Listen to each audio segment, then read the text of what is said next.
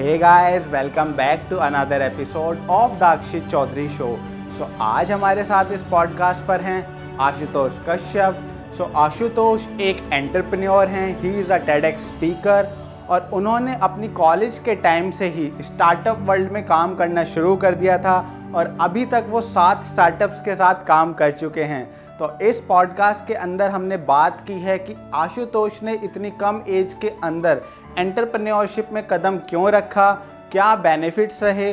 अगर आप एक एंटरप्रेन्योर बनना चाहते हैं या एंटरप्रेन्योरशिप परस्यू करना चाहते हैं, आप स्टार्टअप करना चाहते हैं, तो आपके लिए कॉलेज टाइम क्यों बेस्ट होता है, आपको शुरुआत कैसे करनी है, पहला स्टेप क्या लेना है, आपको टीम कैसे बनानी है, आपको ऑपरेशंस कैसे हैंडल सारी चीज़ें जो भी एक स्टार्टअप को रन करने के लिए चाहिए होती हैं, उन सारी चीज़ों पे हमने इस पॉडकास्ट के अंदर बात की है। इवन हमने ये भी डिस्कस किया है कि MBA, क्या आपको MBA करना ज़रूरी है स्टार्टअप वर्ल्ड में जाने के लिए। इन सारी चीज़ों के अंदर इस पॉडकास्ट में हम लोगों ने बात की है। अगर आप एक कॉलेज स्टूडेंट हैं और आप बिजनेस परस्यू करना चाहते हैं, स्टार्टअप में एंटर करना चाहते हैं, एंटरप्रेन्योरशिप परस्यू करना चाहते हैं, तो ये पॉडकास्ट आप लोगों के लिए है। You must check out this episode right now.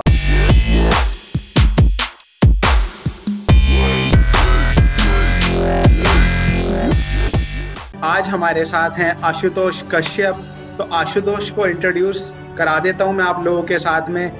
Ashutosh is a TEDx speaker, he is an entrepreneur.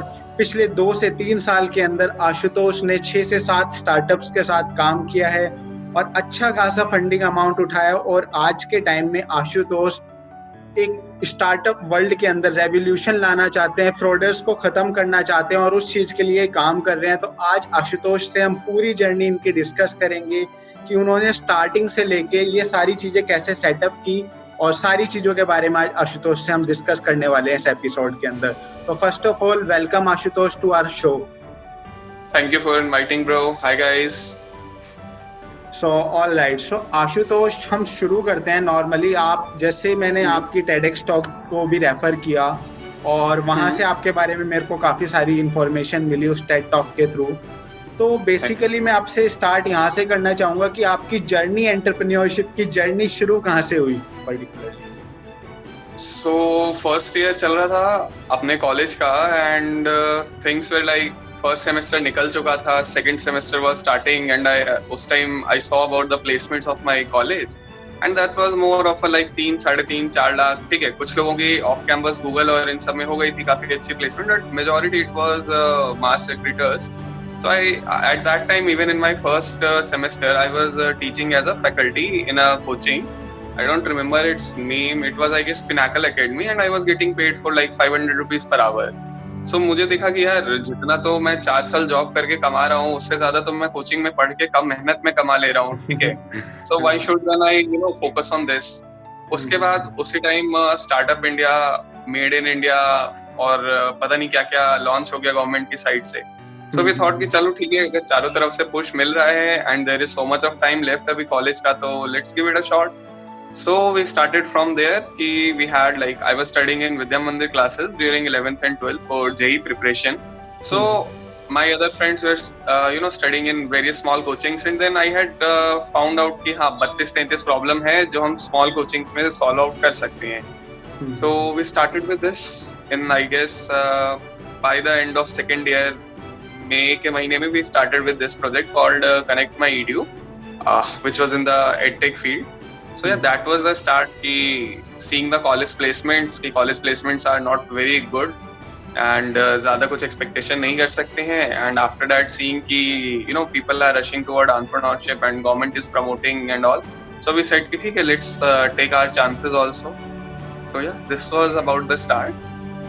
Wonderful man, बहुत अच्छे से मतलब आपने क्लियरली बताया कि कैसे जर्नी आपकी शुरू हुई और बहुत अच्छा लगा कि आपने शुरू की एज में ही कॉलेज के फर्स्ट सेकंड ईयर में ही आइडेंटिफाई कर लिया कि आपको वो फ्यूचरिस्टिक जो जहाँ पे आप जाना चाहते थे वो अप्रोच वहाँ पे नहीं दिख रही थी। आपने बताया मास रिक्रूटर्स आते थे और वो एक इस तरीके से, तो वो आपका पैशन नहीं था, आप उस तरीके से काम नहीं करना चाहते हो, तो आपने आइडेंटिफाई कर लिया था अर्ली एज में इस चीज को।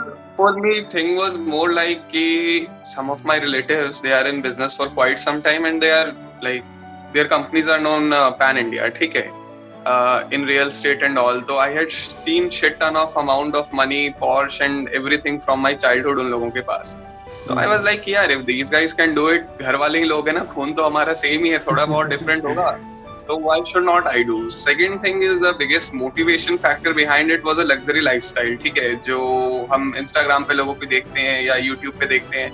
So it was like कि ठीक है, अभी family belongs to a middle class, तो ठीक है, पापा ने start किया था, like my grandfather was a farmer, so my father was a farmer's child, ठीक है, वहाँ से वो यहाँ तक आ गए कि he was able to have his house, he was able to buy, you know, his bike and car and all. तो I was like कि जब पापा ने गांव से इतना कर लिया, ठीक है, so अब मैं तो दिल्ली में पला बड़ा हूँ, so I should do something more ना, तो if I just get stuck onto a job, so I don't know where it will take me. So money was one of the biggest motivation factor from the first year itself. Like even you have seen in colleges कि अब आपके college में 60 बच्चे हैं एक class में, तो उसमें से 5-6 बहुत रिच बैकग्राउंड से होते ही होते हैं. So they are coming in Royal Enfield bikes and all, and you are going on a Activa. Then you realize कि कुछ तो करना पड़ेगा इस चीज को sort out करने के लिए. So that was one of the motivating factor which made me realize कि भैया अपना बिजनेस होना ही ठीक है, टाइम भी रहेगा आपके हाथ में आपकी जिंदगी में, एंड आप पैसा भी कमा सकते हो, चांसेस अच्छे होते हैं. So yeah, that's what I got clear within my like second semester itself. और क्लैरिटी आपको जितनी जल्दी आ जाती है करियर के अंदर, आप उतनी जल्दी आगे बढ़ना शुरू कर देते हैं अपने पाथ की तरफ, क्योंकि आपको एक क्लियर हो जाता है विजन. तो बेसिकली आपने सारी चीजें स्टार्टिंग में आपने स्टार्ट कर लिया, आपने ये प्रॉब्लम्स आइडेंटिफाई कर ली. अब होता क्या है, अगर हम यहाँ पे आपकी जर्नी डिस्कस कर रहे हैं और साथ में हम जो यंग एंटरप्रेन्योर्स बनना चाहते हैं, जो कॉलेज ग्रेजुएट्स हैं या जो कॉलेज के अंदर स्टूडेंट्स हैं जो एंटरप्रेन्योरशिप को परस्यू करना चाहते हैं, तो सबसे पहले तो उन लोगों के अंदर एक डर आ जाता है, क्योंकि एंटरप्रेन्योरशिप का जब भी नाम आता है तो सबसे पहले हम लोगों ने बहुत बार ये सुना है कि एंटरप्रेन्योरशिप में 10 में से 8 स्टार्टअप या 9 स्टार्टअप फेल हो जाते हैं, इसलिए आपको अपना स्टार्टअप नहीं करना चाहिए. और इस तरीके का बहुत एक मतलब डर बैठ जाता है लोगों के मन में कॉलेज टाइम में कि जॉब एक हमें सिक्योरिटी प्रोवाइड कराती है. तो आप कॉलेज स्टूडेंट्स के लिए इस चीज पे क्या कहना चाहोगे? कॉलेज स्टूडेंट्स के लिए बेस्ट थिंग क्या है कि योर एज फैक्टर, ठीक है, you are like 17 in your college, may be 18 when you enter your college. So you guys don't have a wife, you guys don't have बच्चे manage नहीं करने हैं, your parents are not asking you for money, ठीक है, you can make any mistakes, if it fails तो कुछ नहीं जा रहा है, उसके बाद भी नौकरी तो मिल ही जाएगी, ठीक है, 4 साल बाद मिल जाएगी नौकरी. Second thing is, so you guys don't have any liabilities associated with you, you don't have to think about sending your child to school or to college, उसकी फीस पे करना and looking after the well-being of your parents. ऐसा कुछ भी नहीं करना होता है इस एज में, ठीक है. Generally these responsibility come at the age of 25, 26 और 28 when you are at that age. So उस टाइम पे स्टार्ट करना थोड़ा रिस्की हो जाता है, because you have to look after your family, you have to look after your parents. So उस time पे it's much higher risk, like stakes are more higher, but right now you don't have any liabilities. If your guide need a office, you can use your classroom or some society room in college, ठीक है. You guys can host your meeting in college, ठीक है. You guys have friends all over different colleges, so they may also help you to promote your product into different zones. So this is why like college time is the best time to start. So that's why students should not be afraid. Second चीज क्या है कि अगर fail हो भी जाता है, let's say you started in second year, it failed fourth year में, लेट्स से आपने सेकेंड, थर्ड और फोर्थ ईयर लगाया, कुछ नहीं हुआ, तो then you can start going for jobs, ठीक है. Because you have already seen the ecosystem, you have already learned a few things working on your startup for 2-3 years. By working I mean seriously working, सिर्फ ये नहीं कि LinkedIn पे आपने डाल दिया CEO of this, CEO of that, उस तरह से नहीं. मजाक सा बन जाता है, ठीक है. वो मतलब स्टार्टिंग में फर्स्ट ईयर में मजा आता है, मैं CTO बनूंगा, मैं CFO बनूंगा, but then you realise 6-8 months down the line कि भैया पैसा नहीं आ रहा है, ठीक है, टाइटल से पैसा नहीं आता है, ठीक है. So when you realise this, तो this is the first awakening. So yeah that's why like even if you fail after 3 years, ठीक है, or 4 years maybe, so you guys will have vast knowledge, you guys will have a nice network, so you can at least get a job easily. Job ऐसा नहीं कि बहुत high paying तुरंत ही मिल जाएगी, but yeah you can go to a job, you can switch from startup to a job very easily. So this is the benefit with college students and that's why they should be, sure. ठीक है. अभी क्या हुआ? I just left a startup on 29th May. I surrendered my assets. I was taking a per month, salary and everything from them. So अब क्या हुआ? Salary भी बंद हो गई. I am in Mumbai. I am stuck here. So now I thought कि okay, let me look for a new job. So I just posted on a few places over LinkedIn and all. And like within 3-4 days, like मैंने परसों post किया and I have like now 1 or 2 job offers. ठीक है, 3-4 interviews दे लिए. And then I realized अभी job नहीं करनी है. अभी I'm working on one of my other projects, so leave it.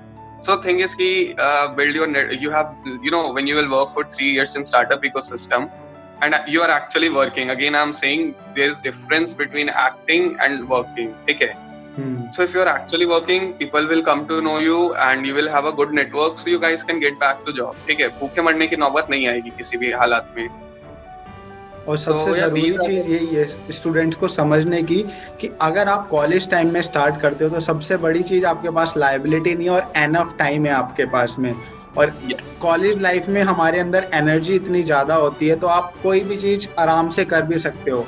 और आपने जैसे बताया कि हमें टीम की भी जरूरत इतनी ज्यादा नहीं है. हमारे कॉलेज के जो फ्रेंड्स होते हैं, जो सेम टाइप के माइंडसेट वाले लोग होते हैं, वो मिल ही जाते हैं, कहीं ना कहीं टकरा जाते हैं किसी क्लब के अंदर, किसी भी इवेंट के थ्रू या किसी भी तरीके से हॉस्टल के अंदर. इवन ऑफिस स्पेस का हमें कोई प्रॉब्लम नहीं है. हम अपने कॉलेज अपने रूम्स को अपना ऑफिस स्पेस बना सकते हैं इजीली एंड दैट्स हाउ अपना स्टार्ट कर सकते हैं. So वही है कि you have a lot of assets and you have very less liabilities. हाँ, एक liability हो सकती है you don't have enough money to start and all in the initial, so you have to find a way out of that कि कैसे किया जाए उसको. So yeah, people are doing that. People are starting, bootstrap startup. Just for example, there is this guy Jiten Choksi. He's from Pune. He was working a job in Pune, corporate job, and he was very well into fitness. कि यार मुझे अपनी body को fit रखना है. So he started a page over Facebook by the name of I guess Squats, and he did it in 2015. He made a community only. कुछ पैसा नहीं लगाया अभी तक. ठीक है, फेसबुक पे बस एक पेज बनाया, थोड़ा बहुत पेड एडवर्टाइज किया and he is giving people suggestion free of cost how to keep yourself healthy and all. Within some time he reached 20,000 followers. Then he monetised it and this is 2020 ना. Like in 5 years he had a revenue of 100 CR plus. ठीक है, everything was bootstrap. ठीक है, कुछ पैसा नहीं लगा. So you will have to think of those ways where you can reduce the cash burn, कि कैसे हम कैश बर्न ना करें. लाइक फेसबुक कम्युनिटी बनाने में कैश बर्न नहीं होता है, ग्रुप्स बनाने में कैश बर्न नहीं होता है. ठीक है, thinking of the ways. So initially भी जो पैसे का रिक्वायरमेंट होता है 10, 20, 25, 30 हज़ार, वो कहीं ना कहीं से हम लोग अरेंज कर ही लेते हैं. लोगों से मांग के, पेरेंट्स से मांग के, मे भी कहीं इंटर्नशिप कर ली 2-3 महीने और उसके बाद वहां से पैसा कलेक्ट कर लिया. So yeah this is how you can sort out the money situation in early days of small amount of money जो आपको चाहिए होगा just to kick start the thing. Right. Of course वो कहीं ना कहीं से आप पॉकेट मनी से भी अपना मैनेज कर सकते हो, रिलेटिव से, फ्रेंड से. अगर आपके अंदर जज्बा है करने का तो आप कहीं ना कहीं से मैनेज कर ही लोगे उस चीज को आप मैनेज कर सकते हो. अब मेरा आपसे नेक्स्ट क्वेश्चन होगा आशुतोष. सबसे ठीक है, आपने सबसे पहले माइंडसेट प्रिपेयर कर लिया अपना कि आपको कुछ बड़ा करना है, आपको रीजन पता है आपको क्यों करना है, आपको सारी चीजें पता है, मेरे ऊपर रिस्पॉन्सिबिलिटीज नहीं है, मेरे पास रिस्क टेकिंग फैक्टर है. बट उसके बाद मेन चीज आती है अब हमें करना क्या है. जैसे आपके केस में सबसे पहले आपने कुछ प्रॉब्लम्स आइडेंटिफाई कर ली. अब बात आती है प्रॉब्लम्स आइडेंटिफाई करने के बाद हम लोगों ने सुनी है बहुत सारी चीजें, बिजनेस प्लान बनाना होता है और कस्टमर रिसर्च करनी होती है, ब्ला ब्ला ब्ला, बहुत सारी चीजें. तो स्टूडेंट्स सबसे ज्यादा कंफ्यूज हो जाते हैं. बट आपने अपने खुद के करियर में बहुत सारे स्टार्टअप्स का पार्ट रहे हैं, खुद कई सारे आपने स्टार्टअप स्टार्ट किए हैं. तो आप बहुत सिंपल वे में अगर बताएं तो हम किसी भी स्टार्टअप को शुरुआत से मतलब शुरू कैसे करें, उसको प्रॉफिटेबल पे कैसे लेके जाएं. हमने एक प्रॉब्लम्स देख ली मार्केट के अंदर, अब उसके बाद हमें आगे कैसे बढ़ना है. तो आप अपने एक्सपीरियंस से उस चीज को शेयर कीजिए. सो फर्स्ट थिंग, अगर आपके ब्रेन में you have first identified the problem. ठीक है, सो इसके बाद करना क्या चाहिए कि कस्टमर पोर्टफोलियो बनाओ. रूम में बैठो. You guys have must seen the movie जिसमें if a police takes someone in prison, so they make a portfolio, height इतनी, weight इतना, color इतना, face ऐसा, ठीक है, blood group इतना. So this is how you should get to know your customer. ठीक है, you should know who are the people who are gonna buy this product. ठीक है, for example in Connect My Edu, depending upon the charges and everything else, we knew कि our customer should have internet, our customer should be from tier 1 to tier 2 city, our customer should have at least per month 800 to 900 disposable amount होना चाहिए जो he can pay to us, ठीक है. सो अगर 900 या 1000 का amount he is paying to us per month, तो उसकी फैमिली इनकम कितनी होनी चाहिए, ठीक है. We also went to this length कि किस तरह के स्कूल्स में होना चाहिए, किस तरह के कपड़े पहन रहा होगा वो बंदा, ठीक है. So this is how you will build the customer portfolio. So इसमें कोई पैसा नहीं लग रहा है, just traveling expense लग रहे हैं. So this is the first thing. Now you have made your customer portfolio कि customer कैसा होगा, तो now comes the part of customer research. Just start talking to people, doing surveys online, ठीक है. जो आपके टारगेट कस्टमर है उन लोगों से मिलो, maybe on road, maybe on metro station, maybe in trains, maybe in class, maybe in events, in meetups. Just start taking reviews, ठीक है. Don't tell them about your product, tell them about the problem. Ask them questions कि do you face this problem? What is the frequency of this problem? What solution you are currently using right now? What do you not like about your solution? So once you get cleared about these facts कि क्या originally में problem बड़ी है, क्या frequency है इस problem की लोगों के साथ, what solution people are currently using and what they don't like about the solution currently they are using, then you can build your MVP based on the things that the people do need. So this is the customer research part. So first we did we build the customer portfolio कि हमारा customer क्या होगा, कैसा होगा, कौन होगा. Then we mapped out our stakeholders also कि कितने stakeholders हैं इसमें. जैसे कि फॉर एग्जांपल अभी हमारा जो प्रोडक्ट चल रहा है जिस पे we are working, it's in the internship domain. So हमारे स्टेक होल्डर कॉलेज हैं, स्टूडेंट हैं, कंपनीज और स्टार्टअप्स हैं, बस सिंपल. उसके बाद हर स्टेक होल्डर पे we did our customer research कि इन्हें क्या चाहिए, क्या प्रॉब्लम फेस करते हैं, अभी के सॉल्यूशन के बारे में क्या नहीं लाइक करते हैं, क्या डिसलाइक करते हैं, ठीक है. So we did all these things. 3-4 चीजें कर ली. अभी तक your net expense is only your travelling cost. Now start designing your product according to the needs of your customer. जो कस्टमर्स ने बोला है, लेट्स से आपने 1000 या 1500 लोगों से रिव्यू लिया है, सबने कुछ ना कुछ बोला होगा कि यार ये 2 चीजें तो मुझे चाहिए इस चीज में, ये 2 एप्स तो मुझे मतलब फैसिलिटीज चाहिए. So start working on your MVP now just launch with these 2-3 factors. 2 दिन जो भी कस्टमर्स ने या बोला था, जिनका भी आपने रिव्यू लिया. Now coming to the part who will be your early adopters. तो जिन लोगों ने बोला था, पॉइंट आउट किया था कि यार ऐसी चीज होनी चाहिए तो हम शायद यूज करते. सो go to those people because you have already collected their data. So go to those people, tell them कि yeah, I have built this, would you like to use it? They will be your early adopters because they were already waiting for such a product. So वहाँ पे आपकी beta testing हो गई, रीआइट्रेशन हो गया, जो भी नया करना था कर लिया उस प्रोडक्ट में. Now you come to the launch part where you start selling the product. So पहले that will be you'll have to sell it yourself. शर्माओ मत इस चीज में कि हमें सेल्स का काम करना पड़ेगा. End of the day sales का पार्ट ही सबसे इंपॉर्टेंट है. टेक्निकल भी आप बना लोगे, सब बना लोगे, अगर सेल्स ही नहीं हुई तो क्या हो जाएगा कंपनी का, ठीक है. एग्जैक्टली, बहुत जरूरी है. This would be the framework. The first thing would be know your customer. Second thing will be build the stakeholder chart. The first thing, know your stakeholders. Second thing, build your stakeholder portfolio. Third thing, start talking to the different stakeholders involved. By stakeholders I'm meaning that जो लोग उस चीज के साथ involved हैं, उस product या service के साथ. जैसे हमारा इंटर्नशिप रिलेटेड प्रोजेक्ट है जिसपे we are working right now. So उसमें स्टेक होल्डर्स कौन है? तो कॉलेज एक स्टेक होल्डर है, स्टूडेंट्स एक स्टेक होल्डर है, स्टार्टअप्स एक स्टेक होल्डर है, कंपनीज एक stakeholder and we are one stakeholder, ठीक है. So the whole process will depend upon these 5 things कि कैसे इन्हें कोऑर्डिनेट करते हैं. So this is what I meant by stakeholders. By stakeholders I did not meant कि company में किसका कितना stake है, ठीक है. So once done with stakeholder mapping, knowing your stakeholder, knowing your customer, then build your product according to their needs. Then go and launch it among them first of all. Once वहाँ से कुछ traction आया, reiteration हुआ, then you launch it publicly. So this would be the best way to know कि how much the product is gonna work or not. और होता क्या है आशुतोष, आपने बहुत सिंप्लीफाई करके सारी चीजें यहाँ पे बहुत अच्छे से क्लियर की, स्टेप बाय स्टेप आपने सारी चीजें बताई. लेकिन एक चीज कहीं ना कहीं फिर भी होती है जो स्टूडेंट्स के माइंड में होती है, और ये जो कुछ वर्ड्स होते हैं, ब्रांडिंग, मार्केटिंग, सेल्स और ये सारी चीजें, ऑपरेशंस, स्टूडेंट्स ना इन चीजों को लेके कंफ्यूज हो जाते हैं. मतलब ये मार्केटिंग कैसे करनी है, हमें अपनी सेल्स कैसे करनी है, इन सारी चीजों को लेके ना वो कहीं ना कहीं कंफ्यूज हो जाते हैं. क्योंकि फर्स्ट टाइम जब हम होता है हमारा, जैसे आपने बोला कि हमें सेल्स करने के लिए भी खुद निकलना पड़ेगा, हमें मार्केटिंग के लिए लोगों से बात भी करनी होगी, बताना भी होगा, अपने प्रोडक्ट के बारे में भी समझाना होगा. मार्केटिंग अगर हम कर रहे हैं, तो इस चीज के बारे में आप क्या कहोगे कि ये जो छोटी छोटी टर्म्स होती हैं इनको लेके बहुत सारे लोग कंफ्यूज हो जाते हैं, तो क्या उन्हें टर्म्स को सबसे पहले क्लियर करना चाहिए या फिर उन्हें करते करते सीखना चाहिए? यार करते करते आ जाता है, ठीक है। बेसिक टर्मिनोलॉजी का मीनिंग समझाने के लिए Google do exist, YouTube do exist, LinkedIn पे they can ask for help, but ऐसे वो अगर बैठ के सीखेंगे तो entrepreneurship and business no one can teach you, ठीक है। It is done by like swimming, it can't be teach you, no one can teach you swimming theoretically जब तक you don't go into the water you won't learn it, ठीक है।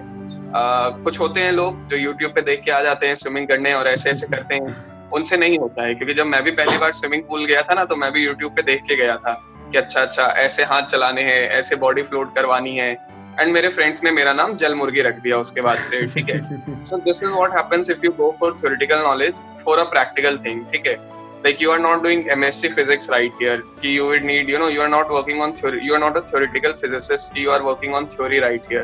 So you'll go to the market. जो theory की requirement है, you will learn it from various places.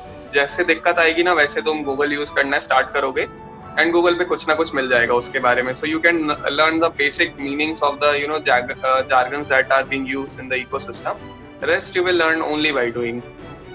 कि आपने जब अपने वेंचर्स शुरू किए थे कॉलेज के फर्स्ट ईयर से आपने काम करना शुरू कर दिया था 2016 के अंदर, तो आपने कैसे कैसे तो स्टार्ट किया था? वैसे आपने जर्नी तो एक्सप्लेन कर दी कि आपको किस तरीके से करना चाहिए, बट मैं आपसे पूछना चाहूंगा कि आपने सबसे पहले इतनी सारी चीजें इतनी कम एज में आपने शुरू करी, वो कैसे स्टार्ट की और क्या क्या चैलेंजेस आपने फेस किए?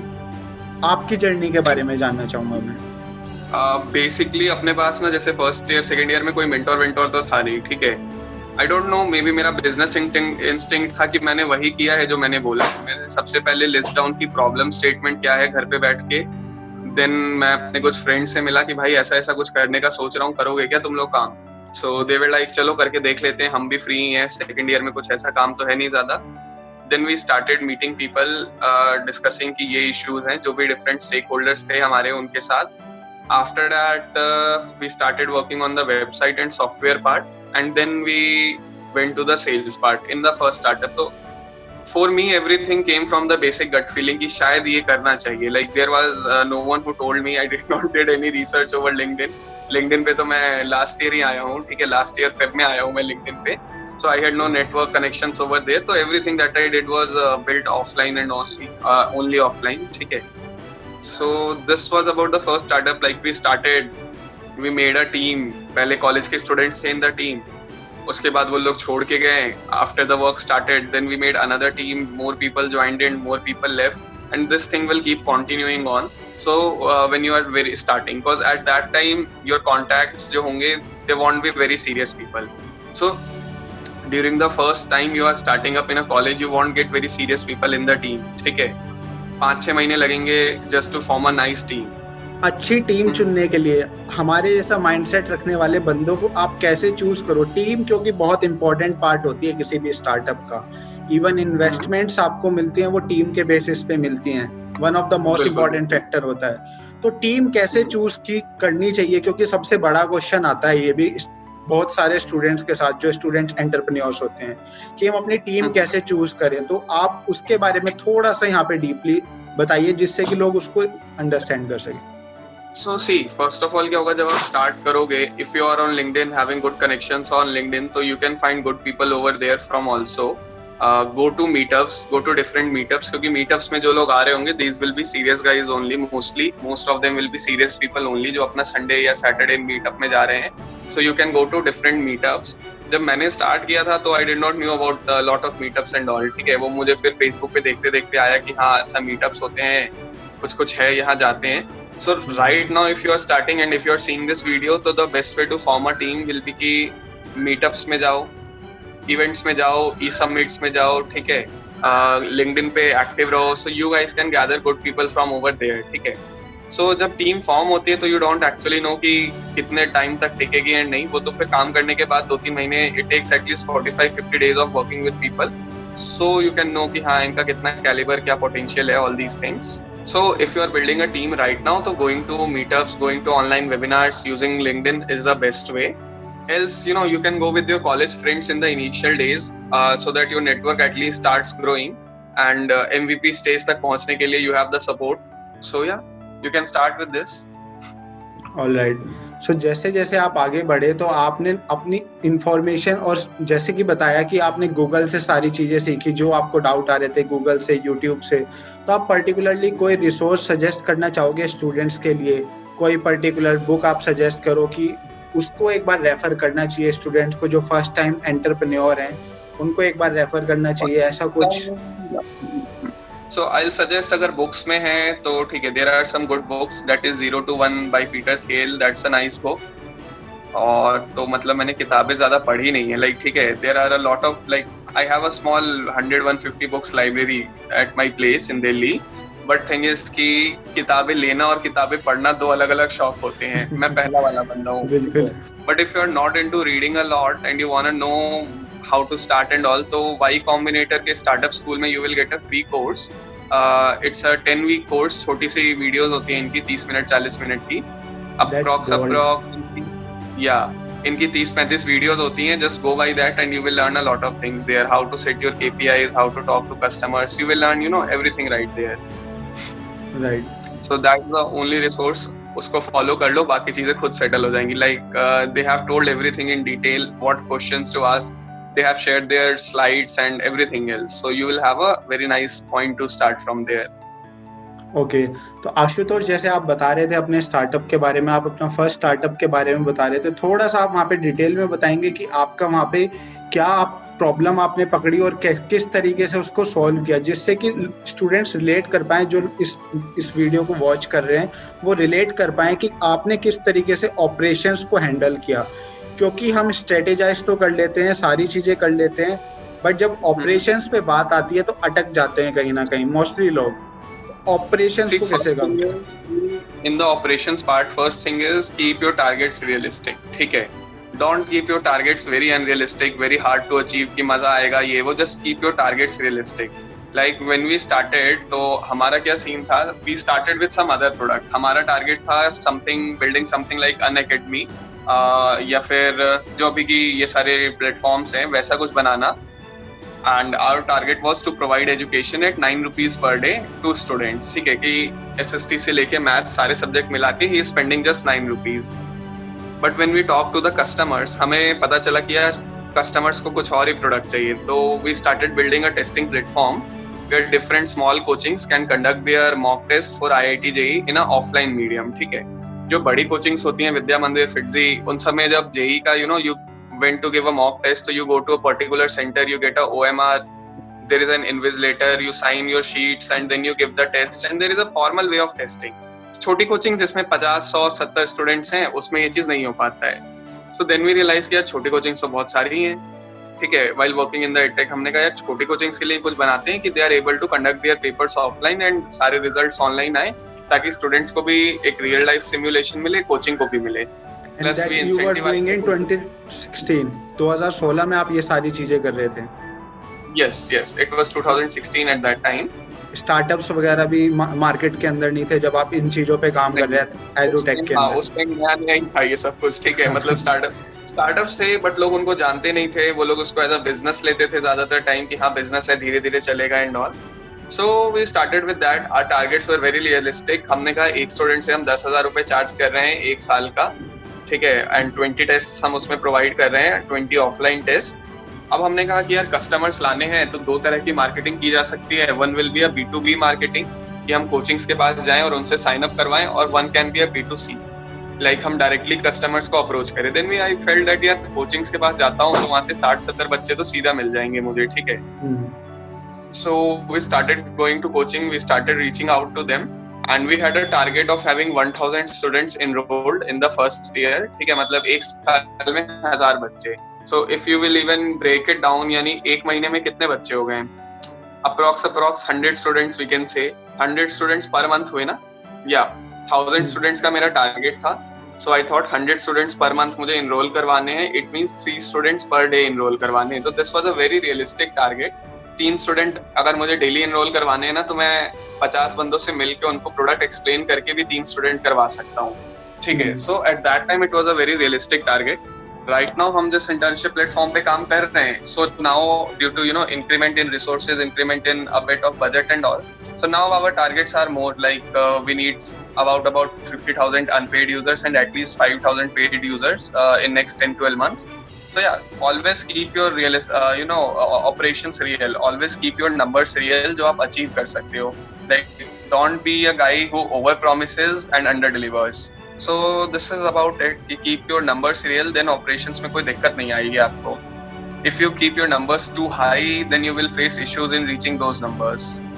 इट मीन्स सबसे पहले आपको अपना टारगेट सेट करना है कि आपको लॉन्ग टर्म में क्या अचीव करना है. जैसे आपने सेट कर लिया आपको 1000 स्टूडेंट्स तक पहुंचना है, और उसके बाद आपने उसको शॉर्ट टर्म प्लान के अंदर ब्रेक डाउन कर लिया मंथली बेसिस पे, डेली बेसिस पे, कि डेली बेसिस पे आपको 3 स्टूडेंट्स लेके आने हैं इस तरीके से.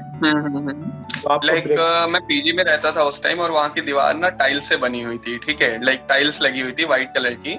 So दिल्ली में मैं I was living in a PG also at that time. मतलब मैं घर से भागा ही रहता था ज्यादातर टाइम. तो like even this year if we see, मैं घर पे 10 या 15 दिन ही रहा हूँ. तो वहाँ पे जो walls थी they had tiles on them of white color.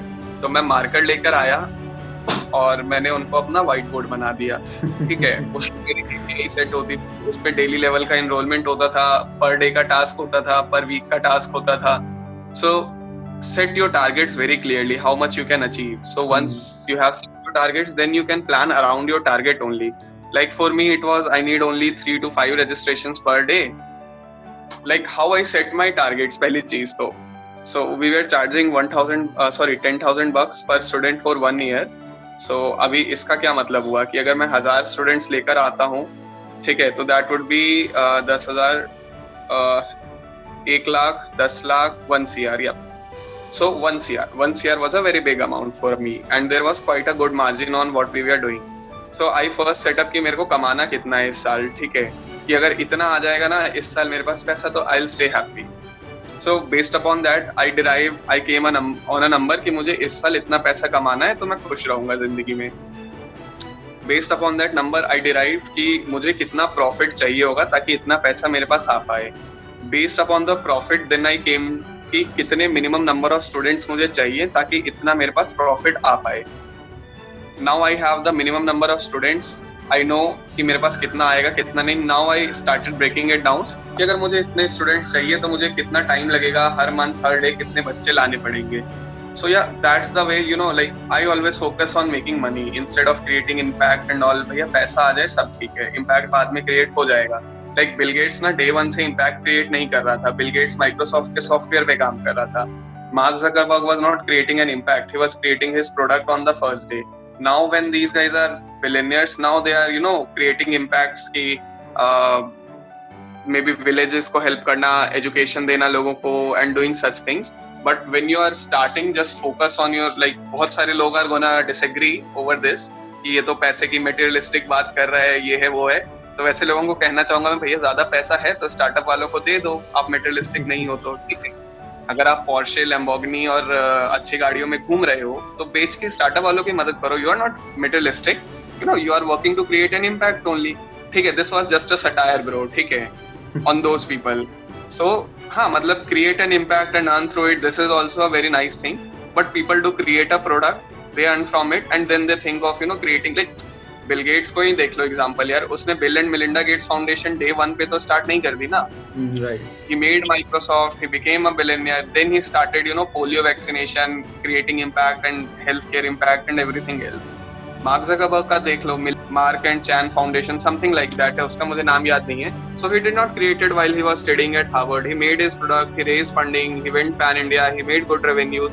Now he started creating impact among people. ठीक है, so yeah, do focus. like जो लोग कहें impact create करो और उससे पैसा कमाओ, वो भी गलत नहीं कह रहे हैं. ठीक है, बट मेरा कहना होगा जब तुम कॉलेज लेवल स्टूडेंट हो ना, तो इम्पैक्ट भैया थोड़ी देर के लिए भूल जाओ. Focus on your revenue model clear होगा. Focus how much revenue you want, how much revenue is possible, उतना हो जाएगा. And after that start devising your targets कि मुझे पर डे इतना टारगेट अचीव करना है. ठीक है, so that would be much more better. Okay Ashutosh, तो अब मैं आपसे एक चीज इसमें और ऐड ऑन करना चाहूंगा. जैसे अभी कोविड-19 की सिचुएशन आ गई है, सारी चीजें ऑलमोस्ट एकदम से चेंज हो गई हैं स्टार्टअप वर्ल्ड के अंदर भी, और जिस तरीके से हम अपना जीवन जी रहे थे उन सब में सारी चीजों के अंदर चेंज आ चुका है। बिजनेस करने से लेके बिजनेस के अंदर जो लोग इन्वॉल्व थे, सारी चीजें टोटली चेंज हो चुकी हैं आज के टाइम में। तो आज के सिचुएशन को देखते हुए हर कुछ ऑनलाइन आ रहा है। तो ऑनलाइन के अंदर जैसे जो आपने सारी चीजें मार्केट रिसर्च के बारे में और जितनी हमने चीजों को डिस्कस किया, तो आज के टाइम में हम उन चीजों को ऑनलाइन कैसे करें, क्योंकि बहुत सारे लोगों का क्वेश्चन होता है कि ठीक है मार्केट रिसर्च हम एक तरीका था जब हम जाके सर्वे कर सकते थे, बट अभी की बात करें तो बहुत कम लोग ऐसा होंगे कि जो मतलब जिनको नहीं जानते वो उनसे बातचीत करना पसंद करेंगे, राइट। तो आज के टाइम में सबसे पहले तो मैं आपसे पूछना चाहूंगा कि कोविड-19 के बाद बिजनेस करने की क्या क्या नई अपॉर्चुनिटीज हैं और किस तरीके से हमें उन अपॉर्चुनिटीज को ग्रैब करना चाहिए, क्या क्या चेंजेस आने वाले हैं अकॉर्डिंग टू यू। एक बार कोविड-19 का वैक्सीन आ गया, ठीक है, मार्केट में, तो पीपल विल फॉरगेट अबाउट कि अच्छा कुछ ऐसा हुआ था, ठीक है, and life will be second day से नॉर्मल। वर्क फ्रॉम होम का कल्चर हो जाएगा, लोग घरों से ज्यादा बाहर नहीं निकलेंगे, ठीक है, but still a lot of people will come out, ठीक है, people will go to market, people will go for shoppings any day.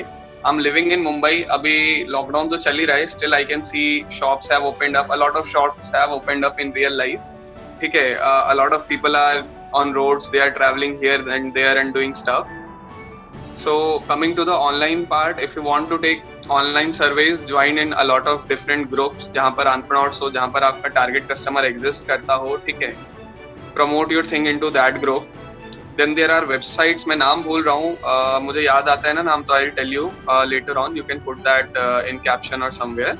So there are websites which help you to create online surveys, like Google करवाता है, Google Rewards program है, where Google will ask you 6-7 questions and you will answer them and then Google will pay you like 3-4 रुपए उसके लिए, ठीक है। So this is how you can use different places for reviews.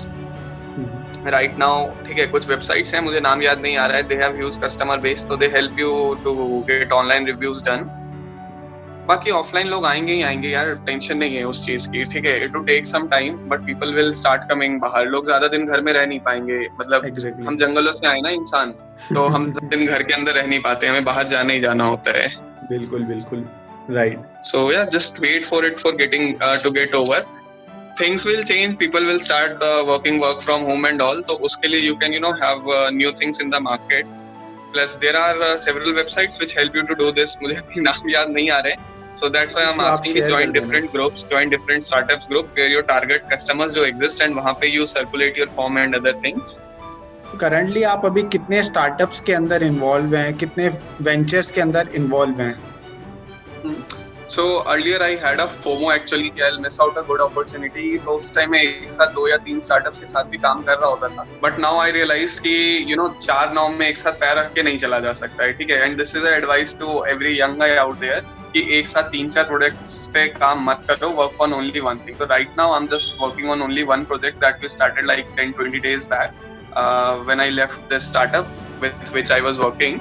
So right now I'm working only on one project, plus it's an advice to everyone that don't work on multiple threads at a single time.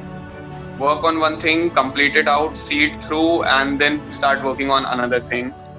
What's the name of your startup which you are working right now? So the name is Merge, ठीक है, the company name is Merge, the website is mergeinterns.com. Yeah, so this is it about the project actually. तो 2016 से लेके 2020 के अंदर आपके पूरे business के अंदर क्या क्या चेंजेस, आपने ट्रांजिशन किस तरीके से आए हैं और किस तरीके से आपने मतलब इस पीरियड के अंदर सरवाइव कैसे करे हो? क्योंकि एक बहुत इंपॉर्टेंट क्वेश्चन होता है कि स्टार्टिंग में जब कोई भी पर्सन स्टार्टअप स्टार्ट करता है, बिजनेस शुरू करता है, तो शुरू के 1 या 2 साल बहुत मुश्किल होते हैं सरवाइव करना। तो आपने उन ईयर्स में कैसे सरवाइव करते हुए आगे बढ़े? आप 2020 में आज खड़े हो, 4 साल आगे, तो वो जर्नी आपकी शुरू हुई और आज आगे तक कैसे आप आए, क्या स्टेज में हो आज आप? दो चीजें थी, एक तो ये है कि you'd have to be consistent, you'll have to keep trying, ठीक है। दूसरी चीज मेरे साथ पर्टिकुलरली क्या हो गई थी कि मैंने तो फर्स्ट ईयर में कोचिंग में पढ़ा लिया था, तो I had some 20-30,000 of saving to start the things up, ठीक है। मैंने अपने दोस्त से उधार लेके ही काम स्टार्ट किया, बट वही था, काम से थोड़ा थोड़ा पैसा आ ही जाता था, वरना इधर उधर का कोई छोटा सा प्रोजेक्ट मिल गया कि एक महीने ये कर लो, 8-10 हज़ार रुपए मिल जाएंगे, तो I kept on doing such random side track वाले थिंग। आई केप्ट ऑन छोटी मोटी जगह कहीं लाइक एक कोचिंग थी, उसने बोला कि 11 घंटे की क्लास लेना है, 22,000 रुपए पेमेंट है। मैं कहा ठीक है, मैं ले लेता हूँ। मैंने 11 दिन जाके क्लास ली, 2 घंटे ईच डे, मुझे 22,000 रुपए मिल गए। 22,000 में मेरा 4 महीने का खर्चा निकल जाएगा, क्योंकि if you are living at home तो 5,000-6,000 रुपए से ज्यादा there won't be a monthly expense. और उसके बाद once your startup earning starts earning revenue, तो start taking some small salary out of that, ठीक है।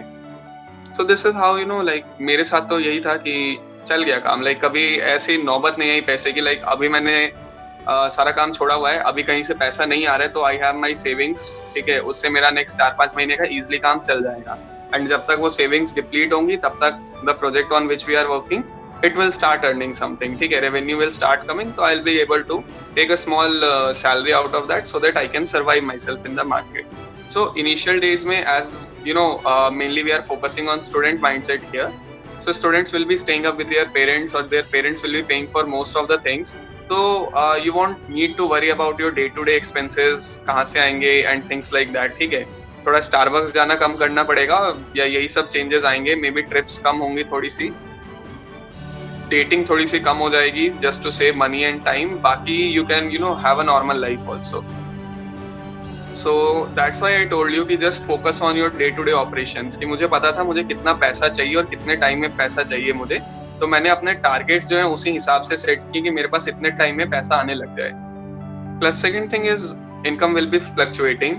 डोंट एक्सपेक्ट कि डे 1 से इनकम आने लग जाए। 5, 6, 8, 10 महीने it will take to earn some revenue product to get clear. But उसके बाद जब रेवेन्यू आने लग जाएगा ना, थोड़ा बहुत जब जेब में पैसा आने लगेगा, तो things will start becoming a bit easier for you. So yeah just keep doing some side project, small side projects कर लिए तुमने 10 दिन 15 दिन का टाइम लगा के, और वहां से कुछ ना कुछ कमा लिया, ठीक है। तो मार्केट के अंदर आशुतोष एक बहुत बड़ा र्यूमर है। अब ये र्यूमर है या नहीं है, मैं आपसे इसके बारे में जानना चाहूंगा।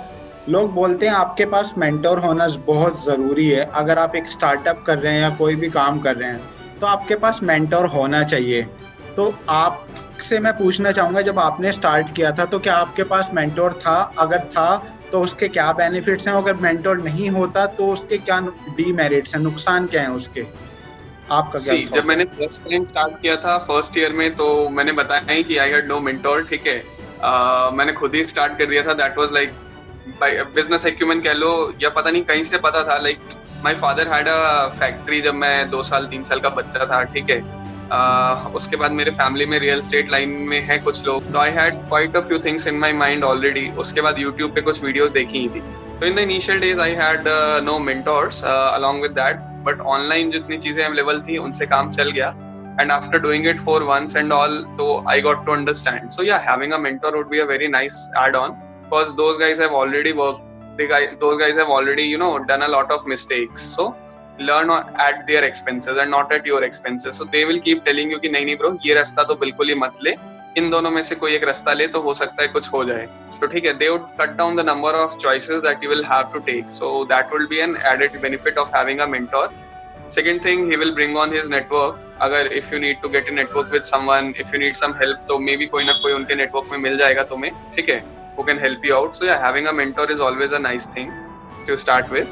नहीं है तो कोई ऐसी बात नहीं है, मरने वाली बात हो जाएगी, कर नहीं सकते हैं, but yeah, अगर है तो definitely there are benefits, because you will get a network, you will get the business acumen, कैसे करना चाहिए, next step क्या होना चाहिए, and all these things they can help you out in that thing. Okay. So Ashutosh, एक question बहुत ज़्यादा पूछा जाता है, स्टूडेंट्स जो पूछते हैं कि हमें बिजनेस शुरू करना है, बट हमें बिजनेस की नॉलेज नहीं है, हमें मार्केटिंग की नॉलेज नहीं है, और हम MBA करना चाहते हैं। बहुत लोगों का क्वेश्चन आता है कि भाई अब MBA कर लेते हैं, सबसे पहले बैचलर्स खत्म हुई, MBA करते हैं, उसके बाद शुरू करेंगे बिजनेस। इस पे क्या आपका थॉट होगा? क्योंकि मेरे बैचमेट्स, मेरे जो साथ के स्टूडेंट्स हैं, मेरे जो जूनियर्स हैं, बहुत लोग मुझसे ये सवाल पूछते हैं, सर मैं बहुत ज़्यादा कंफ्यूज हूँ, मुझे MBA करना चाहिए या मैं बिजनेस तो करना चाहता हूँ, या क्या करूँ, मैं कंफ्यूज हूँ। वो बहुत सारे लोग ये सवाल पूछते हैं। So let's compare in term of value only, tangible and intangible value. Education has a long lasting impact, ठीक है। अगर आप MIT से या हार्वर्ड से या IIM से पढ़े हुए हो तो it won't never hurt, ठीक है, अगर वो डिग्री है, if you guys have that degree, तो it won't never be, you know, it won't ever be a problem कि you guys have a degree from IIM, AIMP or IMC from anywhere, XLRI or somewhere, ठीक है.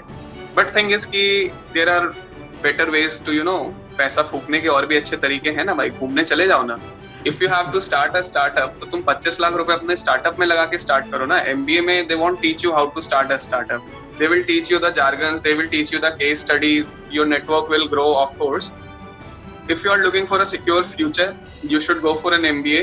If you are looking to start a startup or join a startup at a later stage after doing MBA, तो वो 20-25 लाख रुपए मत फूको ना वहाँ पे, वो स्टार्टअप में लगा दो, ज़्यादा सही रहेगा. इट मीन्स अगर आपको MBA के बाद जॉब के अंदर जाना है, सिक्योर जॉब के अंदर जाना है, तो MBA is a good option for you, I think. और अगर आप खुद का स्टार्टअप तो करने का फायदा ही क्यों है? You will learn all those things. You can join online MBA courses which are much more cheaper and teach the same things. ठीक है. तो या वही बात है, पैसा फूकने के और भी तरीके हैं. MBA करके फूक रहा है कोई. So that's the thing is, you are spending a lot of money. अगर कहीं प्राइवेट कॉलेज से कर रहे हो, you are spending like 10-20 lakh रुपए स्पेंड कर दिए 2 साल में, तो 10-20 लाख अपने स्टार्टअप में लगाए होते, तो you know it would have been much more fruitful. Okay. So Ashutosh, इस एपिसोड को खत्म करने से पहले एक फाइनल क्वेश्चन, तो मैं आपसे क्वेश्चन पूछना चाहूंगा. एक पार्ट जो आता है टाइम मैनेजमेंट का, क्योंकि आप सारी चीजें कर रहे होते हो, आप टीम के साथ भी इन्वॉल्व होते हो, जैसे जैसे आप ग्रो करते हो, थोड़ा थोड़ा आगे बढ़ते हो, बहुत सारी चीजें आप एक साथ हैंडल कर रहे होते हो. स्टार्टिंग के अंदर आप एडमिन का part, research work, customer, product, सारी चीजें, सेल्स, मार्केटिंग, सारी चीजें आप देख रहे होते हो.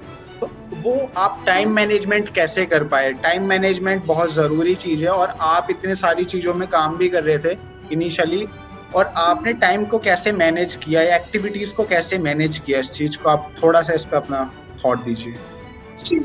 मैंने किसी बुक में एक लाइन पढ़ी थी, मैं थोड़ा वो टूटी फूटी अंग्रेजी में बोल रहा हूँ क्योंकि मुझे एग्जैक्टली लाइन याद नहीं है वो.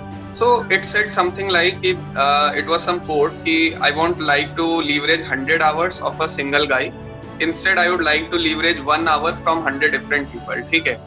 Even if you see the example of Tesla and everything, you will say कि यार आपने तो बोला कि different projects पे काम मत करो, but Elon Musk तो भाई Tesla भी चला रहा है, CyberSit पता नहीं क्या क्या, SpaceX भी है, ठीक है, Hyperloop भी है. He is working on a lot of projects. तो वो कैसे manage कर रहा होगा, ठीक है.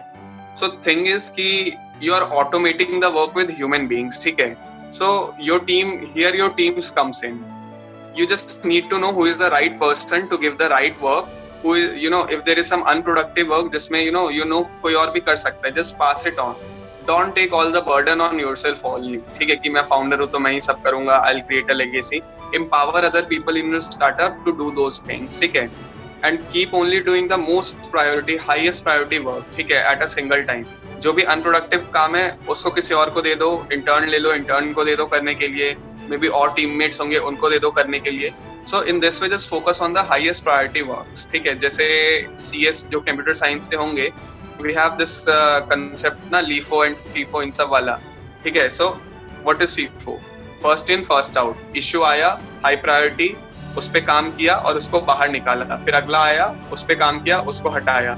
So yeah, work on only one thing, pass your things to other people, empower people in your startup or guys with whom you are working to take their own decision, to take their own risk. कि हर चीज में you know you don't have to put your hands into, तो उनको भी ज्यादा लगेगा कि हाँ यार वैल्यू मिल रही है, तो वो खुद ज्यादा काम करेंगे लोग. ठीक है. Okay. So yeah, this is one thing about time management in startups. Like focus on the highest priority work only. Give it a timeline, give it a deadline, and give the other unproductive work to other people.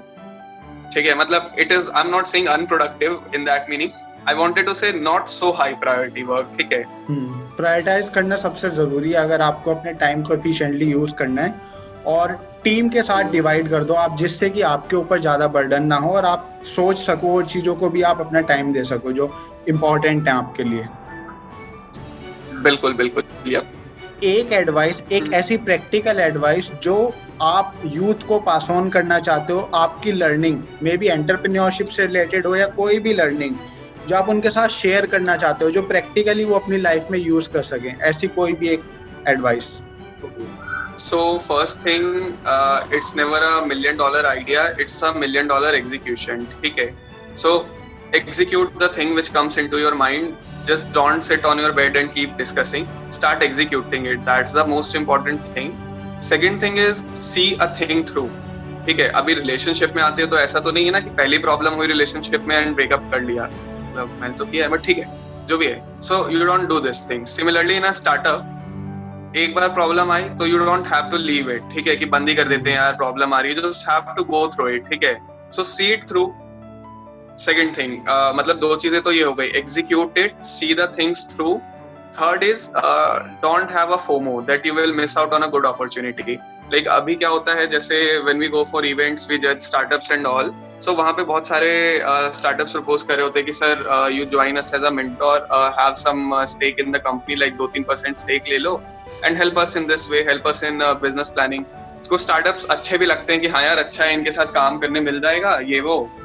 But then if you start joining a lot of things na, so it will create कि you won't be able to work on your own product. ठीक है, if you are having your own startup, then just deny every opportunity. Maybe maximum work on 2 products कि एक जगह से पैसा आ रहा है तुम्हारे पास पर मंथ, दूसरा तुम्हारा अपना प्रोडक्ट चल रहा है, इससे ज्यादा नहीं. अगर तुम 4, क्योंकि मैंने किया है ना ये, मैं 4 स्टार्टअप्स के साथ एक साथ मार्केटिंग का काम कर रहा था. ठीक है, तो वो जिंदगी झंड हो जाएगी तुम्हारी और चारों में काम नहीं होगा एक्चुअली, और चारों से निकाल दिए जाओगे. मैंने ये स्टेज आने से पहले खुद चारों से लीव कर दिया कि नहीं ठीक है. So if you are working on your own startup, on your own project, so maximum work on 2 things. 1, your own project so that चल जाए चीज. सेकेंड, वर्क अ जॉब और may be some startup which is paying you, so that तुम्हारा monthly expense निकल जाए अगर तुम्हारे startup से खुद से नहीं आ पा रहे तो. So yeah, these 3 things will be there. I'll just crux it down. It's not a $1 million idea. It's a $1 million execution first. Second, see the things through. Third, don't have fear of missing out. Don't have FOMO in yourself. So all right, Ashutosh, thank you for sharing your thoughts. और आपने अपना experience journey यहाँ पे share की जो कि बहुत inspiring थी. काफ़ी सारे लोग जो स्टार्टअप शुरू करना चाहते हैं या बिजनेस वर्ल्ड में आना चाहते हैं, उनको इस पॉडकास्ट के थ्रू बहुत सारी चीज़ें सीखने को मिली होंगी. इवन अभी भी आपका कोई डाउट है तो आप आशुतोष को कनेक्ट कर सकते हो लिंक्डइन पे, मेरे को कनेक्ट कर सकते हो. मैं डिस्क्रिप्शन के अंदर आशुतोष की प्रोफाइल का लिंक शेयर कर दूंगा आप लोगों के साथ में. So thank you guys for being tuning into this particular episode of the Akshit Chaudhary show. I will see you soon. Till then अपना ध्यान रखें एंड बाय बाय.